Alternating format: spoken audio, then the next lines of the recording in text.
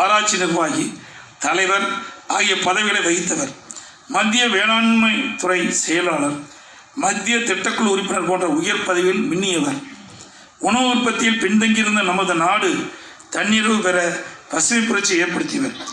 உணவு தானியங்களை இறக்குமதி செய்த நிலையை முற்றிலும் மாற்றி இந்தியா தன்னிறைவு அடையும் வளர்ச்சி ஏற்படுத்துவதற்கு இவரும் முக்கிய காரணம் என்பதால் பசுமை புரட்சியின் பிதாமகராக கருதப்படுகிறார்.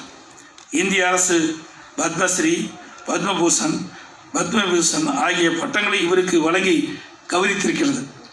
இந்தியாவின் உலகின் பல்வேறு நாடுகளில் உள்ள 38 பல்கலைக்கழகங்கள் இவருக்கு மதிப்புற முனைவர் பட்டத்தை வழங்கியுள்ளன. சர்வதேச அளவிலும் தேசிய அளவிலும் 41 விருதுகளை பெற்றவர்.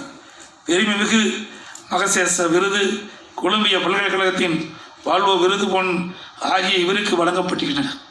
இவருக்கு அண்மையில் தமிழ்நாடு வேளாண்மை பல்கலைக்கழகம், கால்நடை மற்றும் அறிவியல் பல்கலைக்கழகம், தமிழ்நாடு மீன்வள பல்கலைக்கழகம் ஆகியவற்றின் சார்பில் அறிஞர் விருது வழங்கி சிறப்பிக்கப்பட்டுள்ளது.